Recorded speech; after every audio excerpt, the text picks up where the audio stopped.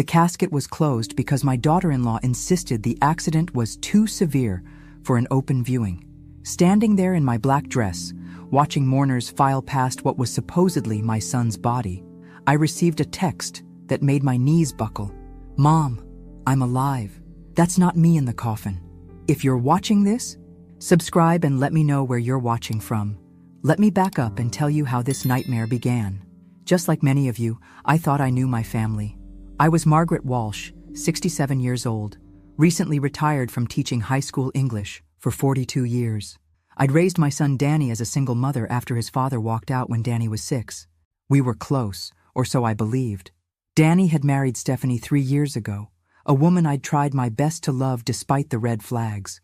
She was controlling, manipulative, and had an unsettling way of inserting herself between Danny and everyone who cared about him. But I bit my tongue because I wanted my son to be happy. 2 weeks before the funeral, Danny had called me excited about a new business venture. "Mom, Stephanie and I are going into real estate development. We found this incredible opportunity in Florida. I can't tell you much yet, but we might need to relocate temporarily." His voice had an edge of excitement I hadn't heard in years. "Just be careful, sweetheart," I'd said, that motherly instinct prickling. "These investment schemes can be risky." "It's not a scheme, Mom. This is legitimate, big money, life-changing money." He'd laughed, but there was something forced about it. "Stephanie's really good with numbers. She's figured it all out." The next week, I got the call that every parent dreads. Stephanie, sobbing hysterically, told me Danny had been killed in a car accident. The vehicle had caught fire, she claimed, leaving his body badly burned and difficult to identify. She insisted on handling all the funeral arrangements herself. "I can't bear for you to see him like that," she'd wailed into the phone. "Please, Margaret, let me protect you from this horror." Something about her performance felt rehearsed, but grief makes you question your own instincts.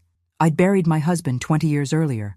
I knew how shock could make people behave strangely, so I'd agreed to the closed casket, against every fiber of my being.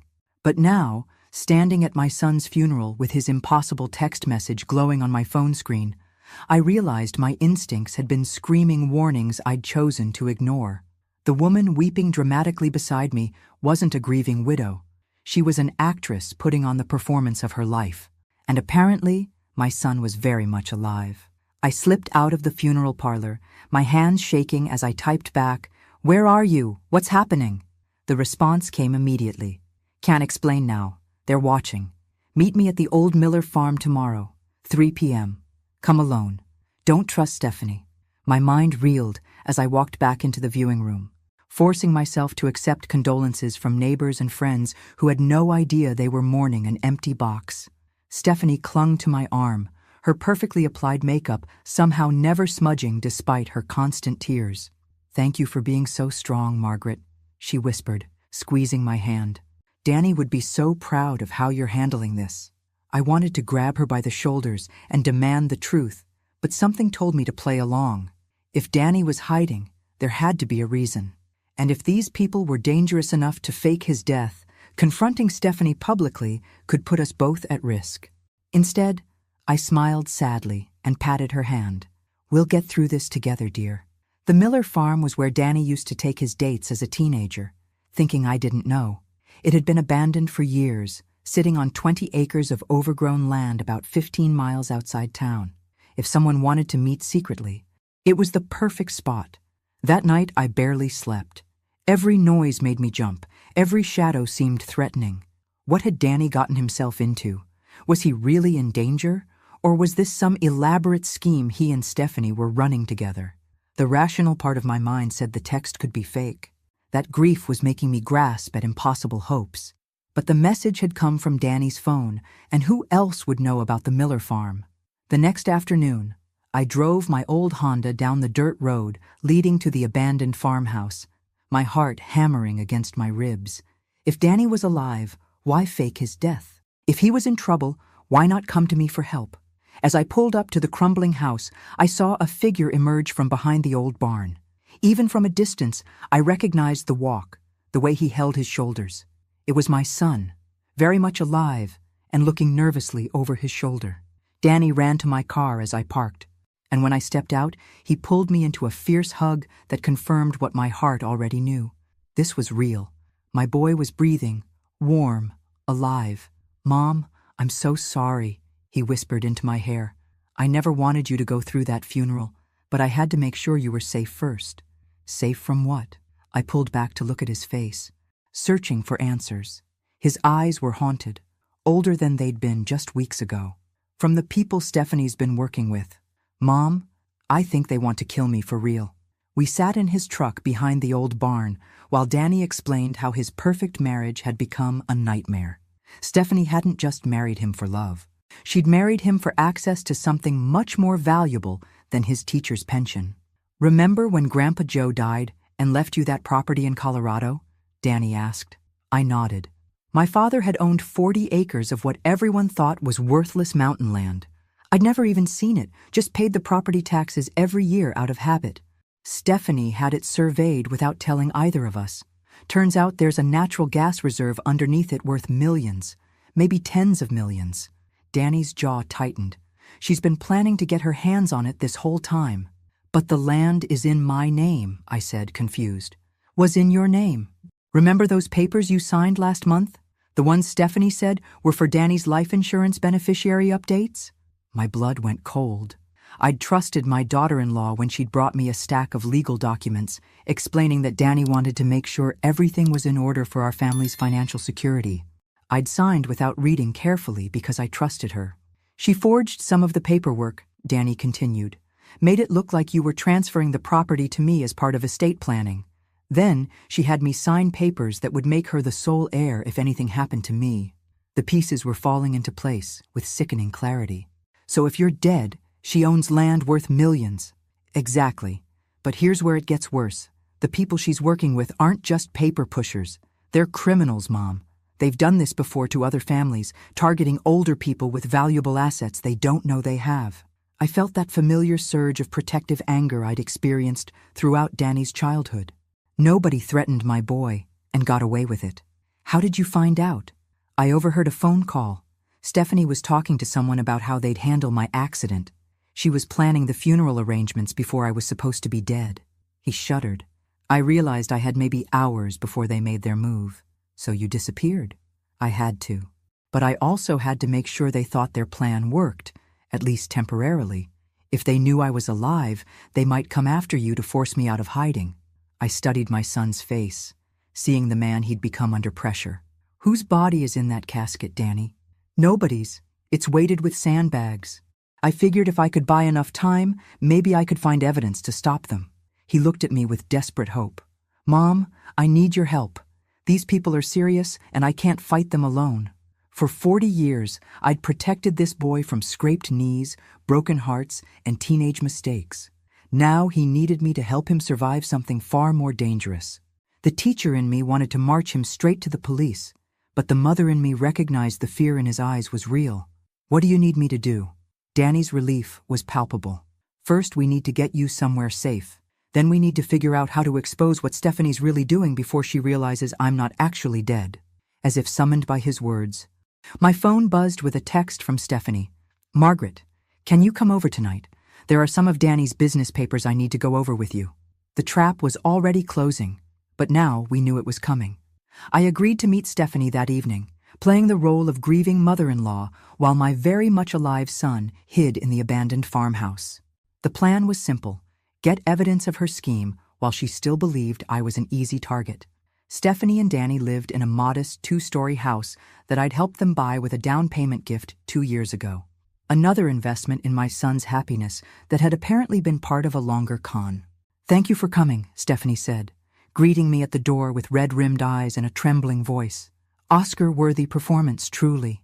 She led me to the kitchen table where she'd spread out various documents. "I know this is difficult, but we need to start thinking about Danny's estate. There are some assets that need to be transferred, and I wanted to make sure you understood everything."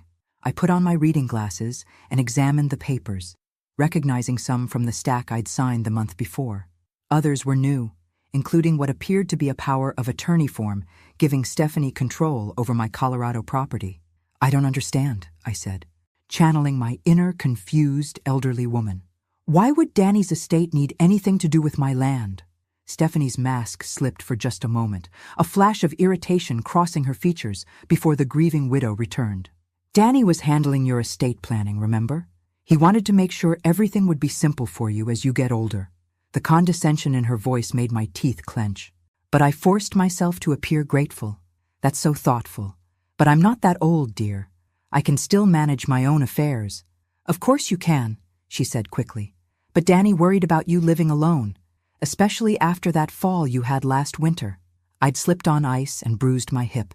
Hardly a sign of declining mental capacity, but I could see how they'd been building a narrative about my supposed fragility, probably for months. Well, if Danny thought it was best, I reached for a pen, then paused as if confused. But why does this paper say the property is worth $12 million? My father's old land isn't worth anything. Stephanie's pupils dilated slightly. That's just a placeholder number for insurance purposes. Legal documents require estimated values. I nodded as if that made perfect sense, then deliberately knocked over my water glass, soaking the papers. Oh no! I'm so clumsy! While Stephanie rushed to get towels, I quickly took photos of the soggy documents with my phone. When she returned, I was dabbing helplessly at the mess. I'm so sorry, dear. Should we do this another day? No, it's fine, Stephanie said. But I could see the frustration she was trying to hide. I have copies. Why don't we just focus on the property transfer tonight? We can handle the rest later. She produced a fresh copy of the power of attorney document, and I pretended to read it carefully while actually studying her face. There was something predatory in her expression when she thought I wasn't looking, like a cat watching a mouse. Will this help with taxes? I asked innocently. Absolutely.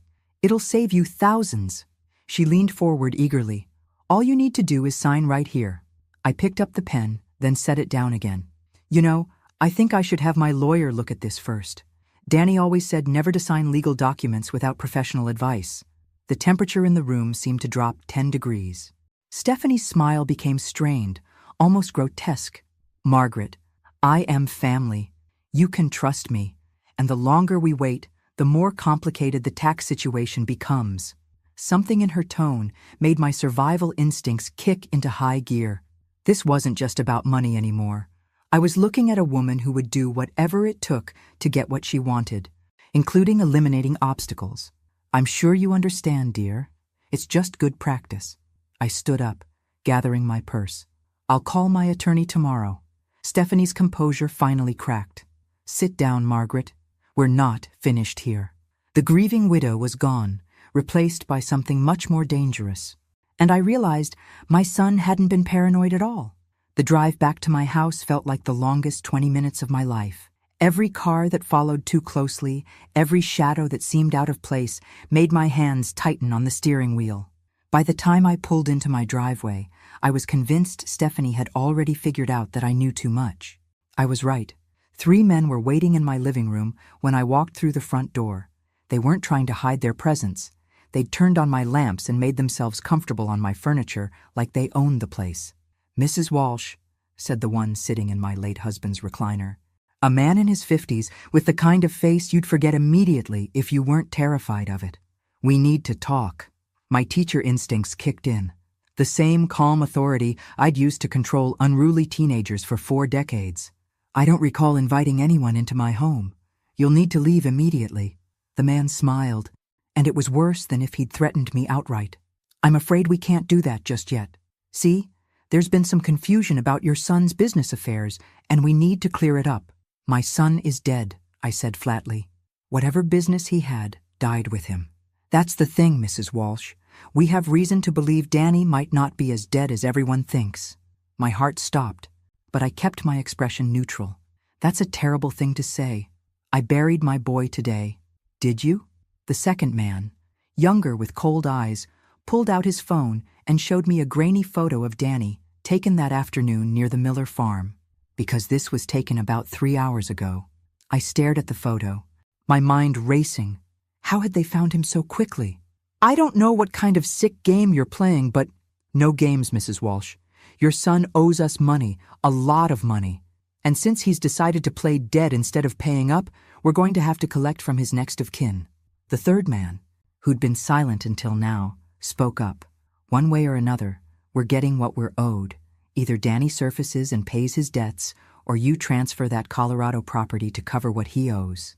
They knew about the land, which meant Stephanie had already told them everything, probably before Danny's supposed death. This whole elaborate scheme was falling apart, and they were moving to Plan B.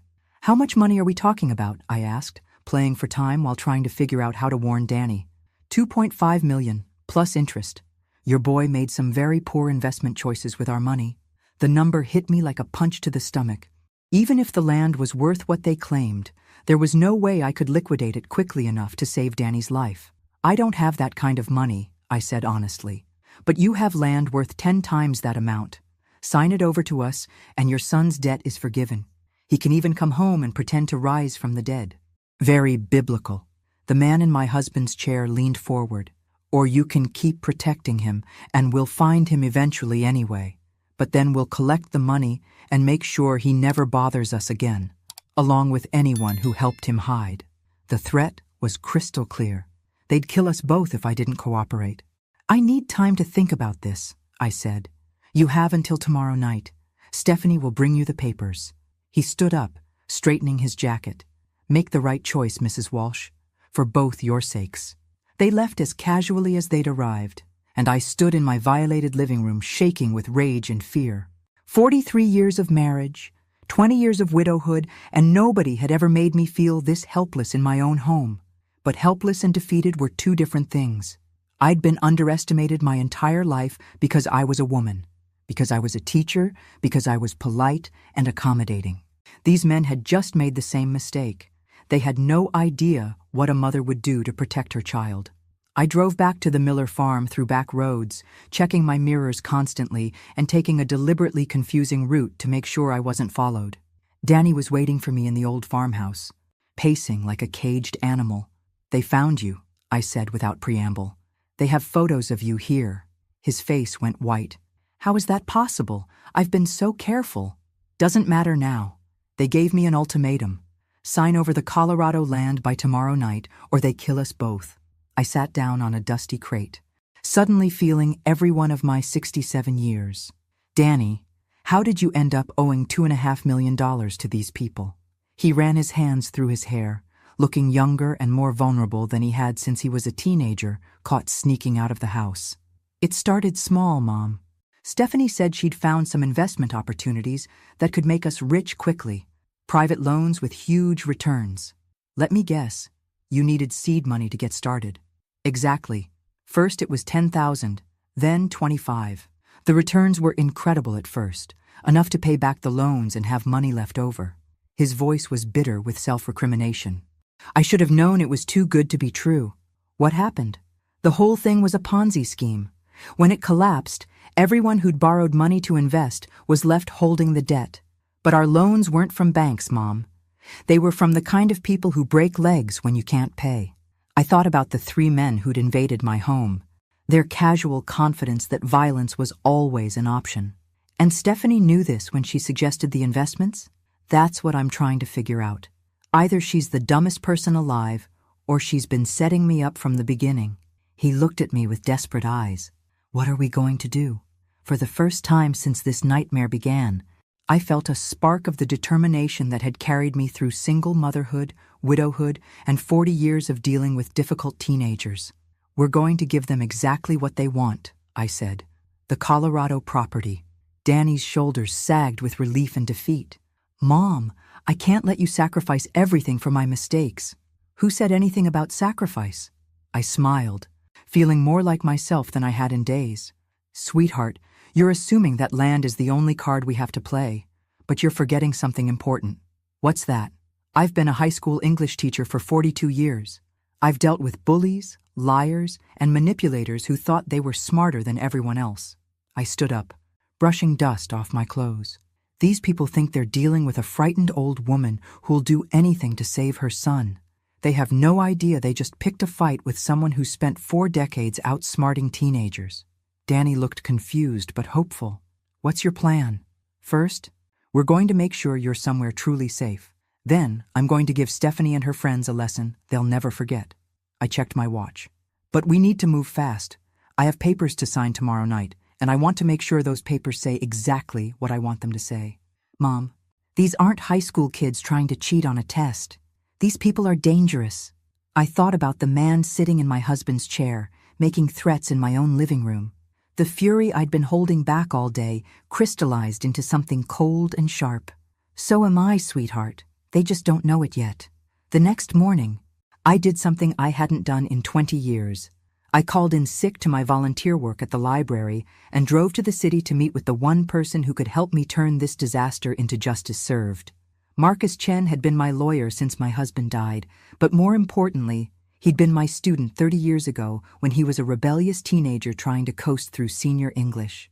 Now he ran one of the most respected criminal defense firms in the state, and he still owed me a favor for not flunking him when he deserved it. "Margaret Walsh," he said, standing up from his mahogany desk with a genuine smile. "You look exactly the same as when you were terrorizing us with Shakespeare." "I prefer educating with enthusiasm," I replied, accepting his hug. "Marcus, I need your help with something unusual." I laid out the entire story, watching his expression shift from amusement to concern to fascination as I described Stephanie's scheme, the fake funeral, and the threats from Danny's creditors. "Let me make sure I understand," Marcus said, leaning back in his leather chair. "Your daughter-in-law forged documents to steal your mineral rights. Your son faked his death to avoid loan sharks, and now said loan sharks are threatening to kill you both unless you sign over property worth millions. That's the basic situation, yes. Margaret, you realize you're describing multiple felonies here. Fraud, extortion, conspiracy, possibly kidnapping if they're holding you under duress." He pulled out a legal pad. "The smart thing would be to call the FBI right now and have my son arrested for fraud? Have him spend years in prison while these criminals disappear into the wind?" I shook my head. "There has to be another way." Marcus studied me with the same look he'd given me when I handed back his failed midterm exam senior year. "What exactly are you proposing?" "I want to give them what they want, but on my terms. Can you draw up documents that look legitimate, but contain legal landmines they won't notice until it's too late? You want to set a trap. I want to give them enough rope to hang themselves while protecting Danny and recovering what they stole from other families." I leaned forward. "Marcus, these people have done this before. How many other seniors have lost everything because someone trusted the wrong person?" He was quiet for a long moment, then smiled with an expression I remembered from the day he'd finally understood the meaning behind Hamlet's revenge plot. "What did you have in mind?" 3 hours later, I left Marcus's office with a briefcase full of legal documents that looked exactly like what Stephanie and her criminal friends expected, but contained enough hidden clauses to ensure they'd be confessing to multiple felonies the moment they signed them. The papers transferred ownership of my Colorado property to a newly created trust, with Stephanie as the designated trustee. What they wouldn't realize until it was too late was that the trust documents included automatic provisions requiring any trustee to report all previous fraudulent activities to federal authorities, and that accepting the position constituted a legal confession to any crimes committed in pursuit of the property. "It's diabolical," Marcus had said admiringly. "If they don't sign, they don't get the property. If they do sign, they've legally confessed to everything and triggered federal jurisdiction." "I learned from the best," I'd replied. Shakespeare knew a thing or two about people who think they're smarter than everyone else. Now I was back home, waiting for Stephanie's call, and trying to look like a frightened old woman instead of someone who'd just spent the day outmaneuvering criminals with decades more experience than a retired English teacher. My phone rang at exactly 7 p.m. "Margaret." Stephanie's voice was clipped, businesslike. The Grieving Widow Act was apparently over. "I have the papers ready. I'll be over in an hour." "Actually, dear, could we meet somewhere else? Having people in the house so soon after Danny's funeral feels overwhelming." A pause. "Where did you have in mind?" "The Riverside Diner. It's public, well lit, and they have excellent pie." I made my voice slightly shaky. I could use the comfort of familiar surroundings. Stephanie agreed, probably thinking a public location would prevent me from making a scene. She had no idea I was counting on witnesses for what came next. The Riverside Diner had been serving the best coffee and apple pie in our small town for 40 years. More importantly, it was where Sheriff Tom Bradley ate dinner every Tuesday night, where prosecutor Janet Morrison met her book club, and where half the town council gathered to gossip about local politics. In other words, it was exactly where you'd want to be when you needed credible witnesses to watch criminals incriminate themselves. I arrived early, claiming my usual booth in the back corner where I could see the entire restaurant. Sheriff Bradley was at his regular table, working through a plate of meatloaf while reading reports. Perfect. Stephanie arrived precisely on time, accompanied by the man who'd been sitting in my husband's chair the night before. She introduced him as David, Danny's business partner, but I could see the calculation in his eyes as he scanned the room, noting the sheriff's presence. "I thought this was going to be private," David said, sliding into the booth across from me. "It is private," I replied mildly. "No one's paying attention to us." Stephanie set a manila folder on the table.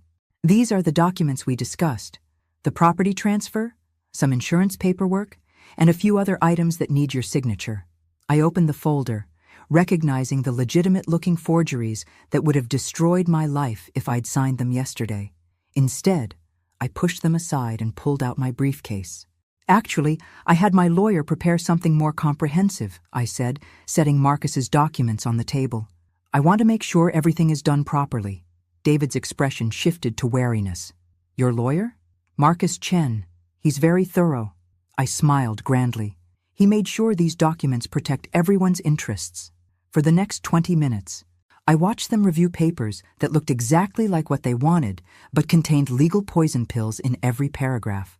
Marcus had been brilliant, using technical language that obscured the document's true purpose while making them appear favorable to Stephanie and her associates. "This seems more complicated than necessary," Stephanie said, flipping through pages of dense legal text. "Well, dear, when you're dealing with millions of dollars, you can't be too careful." I signaled the waitress for more coffee. Marcus insisted on including provisions to protect against any previous irregularities in the property's ownership history. David looked up sharply. "What kind of irregularities?" "Oh, you know, the usual concerns. Making sure there are no outstanding liens, no fraudulent transfers, no criminal activity associated with previous ownership changes." I kept my voice light and conversational. Standard legal protection. What I wasn't telling them was that by signing these documents, they'd be legally acknowledging that they were aware of previous criminal activity and accepting responsibility for reporting it to federal authorities. Marcus had woven the confession requirements so cleverly into the property transfer language that they'd essentially be pleading guilty to multiple felonies. "I think we should have our lawyer review this first," David said, starting to close the folder. "Of course," I agreed easily. Though I should mention, Marcus said the property tax implications changed significantly after midnight tonight. Something about quarterly reporting requirements and federal oversight of high-value mineral rights transfers. It was complete nonsense, but it sounded official enough to create urgency. Stephanie and David exchanged glances. "What exactly happens after midnight?" Stephanie asked. "The transfer becomes subject to additional federal scrutiny, which could delay processing for months. Marcus said it's better to handle everything under the current regulations." I shrugged apologetically. "I don't pretend to understand all the legal technicalities." David pulled out his phone, presumably to call their lawyer, but it was after 8 p.m. on a Tuesday. No legitimate attorney would be available for an emergency consultation about property transfers. "Fine," he said finally, "but I want to review every page before anyone signs anything." For the next 40 minutes, I sat patiently while they read through documents that would destroy them, answering their questions with carefully rehearsed explanations that made the trap sound like standard legal protection. When they finally signed, I felt the same satisfaction I'd experienced watching difficult students finally grasp a complex literary concept. They had no idea they'd just confessed to everything. The moment Stephanie and David finished signing the documents, I excused myself to use the restroom, taking my briefcase with me. Instead of going to the ladies' room, I walked straight to Sheriff Bradley's table. "Tom," I said quietly, sitting down across from him, "I need to report multiple felonies, and I have written confessions from the perpetrators." To his credit, Sheriff Bradley set down his fork and gave me his full attention without questioning why Margaret Walsh, retired English teacher and pillar of the community, was suddenly talking about criminal confessions. I quickly explained the situation while keeping one eye on Stephanie and David, who were still sitting in the booth, probably planning how to spend their millions. Tom's expression grew darker with each detail. Margaret, these people threatened to kill you and your son? They made their intentions very clear. I opened my briefcase and showed him the documents. My lawyer designed these papers so that by signing them, they've legally acknowledged their criminal activities and agreed to cooperate with federal authorities. Tom examined the papers, his 20 years of police experience evident in how quickly he grasped the legal implications. This is incredibly clever. And completely legal. Completely. Marcus made sure of that. I glanced toward the booth where Stephanie was checking her watch impatiently. Tom, there's something else. My son isn't actually dead. That got his attention. Come again? Danny faked his death to protect himself from these people. He's been hiding, but they found him anyway. I pulled out my phone and showed him the photos I'd taken of the forged documents in Stephanie's kitchen. I have evidence of the fraud, extortion, and conspiracy, and now I have their signed confessions. Sheriff Bradley was quiet for a moment, then smiled with genuine admiration. Margaret, in 30 years of police work, I've never seen a civilian conduct a more thorough criminal investigation. He stood up, straightening his uniform. Let me go have a conversation with your dinner companions. Wait, I put a hand on his arm. There's something else you should know. They have partners. Other people involved in this scheme. If you arrest Stephanie and David now, the others might disappear. What are you suggesting? Give me 5 more minutes with them. Let me confirm the meeting location where they're supposed to deliver the signed documents to their bosses. I smiled. Then you can arrest everyone at once. Tom studied my face, probably wondering when the mild-mannered English teacher had turned into a master strategist. 5 minutes. But Margaret, if this goes sideways, it won't. I've been handling difficult people for 42 years. These criminals are just better dressed than my former students. I walked back to the booth where Stephanie and David were growing increasingly impatient. Sorry for the delay, I said, sliding back into my seat. Where do we go from here? David relaxed slightly. We need to get these documents to our legal team tonight for final processing. There's a warehouse on Industrial Boulevard where we're meeting them. Tonight? The sooner we complete the transfer, the sooner we can all move forward, Stephanie said. It's been such a difficult time. I nodded sympathetically while mentally noting the location. Industrial Boulevard was perfect for a police raid, isolated enough that civilians wouldn't be at risk when the arrests went down. I suppose you'll need me there to verify my identity for the transfer?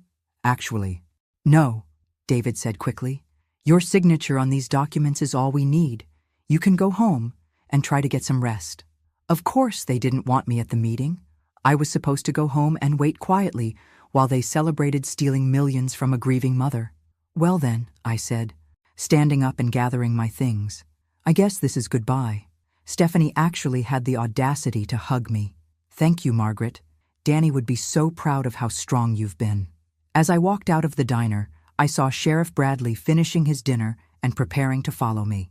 In 30 minutes, Stephanie and her criminal associates would discover that their victim had been hunting them all along. But first, I had a phone call to make.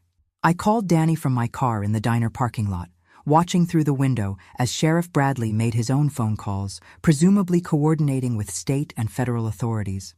Mom? Danny's voice was tight with anxiety. How did it go? Better than expected. They signed everything, and Sheriff Bradley is coordinating arrests as we speak. I started my car, keeping my voice calm despite the adrenaline coursing through my system. Sweetheart, I need you to stay exactly where you are until this is over. What about Stephanie? Does she suspect anything?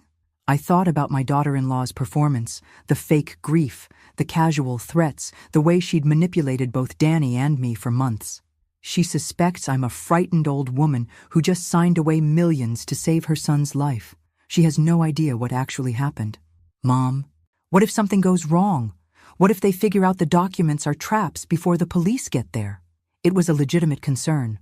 Marcus's legal landmines were sophisticated, but they weren't foolproof. If Stephanie and David had a lawyer review the documents before meeting with their partners, they might realize they'd been outmaneuvered. Then we'll deal with that problem when it happens, I said firmly. Danny, I need you to understand something. What happened to you, what these people tried to do to our family, it's not your fault. Stephanie targeted you specifically because you're decent and trusting. I should have been smarter. I should have seen through her. Sweetheart, I lived with your father for 23 years and thought I knew him completely. Sometimes the people closest to us are the hardest to see clearly. I pulled out of the diner parking lot, following the route that would take me past Industrial Boulevard. The important thing is that we're fixing it. 20 minutes later, I parked on a hill overlooking the warehouse district, close enough to see the activity, but far enough away to be safe. Sheriff Bradley had been thorough. I could see unmarked police cars positioned at every exit, and what looked like federal agents in tactical gear surrounding the main building. My phone buzzed with a text from Marcus. FBI confirms your documents triggered automatic federal jurisdiction. Whatever happens tonight, these people are going away for a very long time. At 10:47 p.m., I watched through binoculars as 3 cars converged on the warehouse Stephanie and David had mentioned. The first car contained Stephanie and David. The second held 2 men I recognized from my living room the night before. The third car held 2 people I didn't recognize, probably higher-level criminals who'd been running this operation from behind the scenes. They were inside the warehouse for exactly 12 minutes before the building was surrounded by law enforcement officers with floodlights and megaphones. "This is the FBI. The building is surrounded. Exit through the front door with your hands visible." What followed was anticlimactic in the best possible way. No gunfights, no dramatic chase scenes, just 6 criminals walking out of a warehouse with their hands in the air, realizing too late that they'd been outmaneuvered by a retired English teacher who'd been underestimated her entire life. My phone rang as the last suspect was loaded into a police car. "Mrs. Walsh?" It was Sheriff Bradley. "It's over. We got all of them, plus evidence of at least 12 other property fraud cases in 6 states. Your son can come home." I felt something release in my chest that I hadn't realized I'd been holding. "What happens now? Now you and Danny give statements, we process the evidence, and these people face federal charges for fraud, extortion, conspiracy, and criminal enterprise." His voice was warm with approval. "Margaret, what you did tonight probably saved dozens of other families from becoming victims." As I drove home, I realized I felt different than I had this morning. Not just relieved, but powerful in a way I'd never experienced before. For 42 years, I'd shaped young minds and helped students find their strength. Tonight, I discovered my own. But there was still one more conversation I needed to have. Danny was waiting on my front porch when I pulled into the driveway, and seeing him there in the light from my porch lamp, alive and safe and free, nearly brought me to my knees with relief. "Is it really over?" he asked, pulling me into a fierce hug. "It's over," I confirmed. "Stephanie and her associates are in federal custody. The property is safe. You're safe." We went inside, and I made coffee while Danny sat at my kitchen table, looking older and wiser than he had just a week ago. The boy who'd trusted too easily was gone, replaced by a man who'd learned hard lessons about human nature. "Mom, I need to know something," he said as I set his favorite mug in front of him. "When did you figure out that Stephanie was targeting me specifically?" I'd been thinking about that question myself. Honestly, not until I saw how quickly she moved after your supposed death. The grief was too perfect, too performed, but the real confirmation was when she brought those papers to my house. She knew exactly what she wanted and exactly how to manipulate me to get it. How long do you think she was planning this? Probably from the moment she met you. The truth was painful, but necessary. "Danny, Stephanie researched our family before your first date. She knew about my father's property. She knew I'd helped you buy your house. She knew I'd do anything to protect you." He was quiet for a long time, processing the betrayal. "So our entire marriage was fake. Her feelings were fake. Yours were real. That matters. Does it?" I feel like such a fool. I reached across the table and took his hand. "Sweetheart, you fell in love with the person she pretended to be. That person was kind, supportive, and made you happy. The fact that it was an act doesn't diminish the genuine emotions you felt. What am I supposed to do now? How do I trust anyone again?" It was the question every parent dreads. The moment when you realize your child's innocence is truly gone. But it was also an opportunity to help him find strength he didn't know he had. "You learn to trust yourself first," I said. "You learn to recognize red flags, to ask questions, to verify things that seem too good to be true. But you don't let fear keep you from connecting with people who deserve your trust." Danny smiled for the first time since this nightmare began. Like my mom, who turned out to be a criminal mastermind when I needed her to be. I prefer strategically gifted, I replied, echoing my conversation with Marcus. And I learned from watching you, actually. The way you protected me by disappearing. The courage it took to fake your death when you realized how dangerous these people were. You're braver than you think. What happens now? I looked around my kitchen, my house, my life that had been threatened and was now secure. Now you move back home, we figure out what to do with mineral rights worth millions, and I go back to volunteering at the library.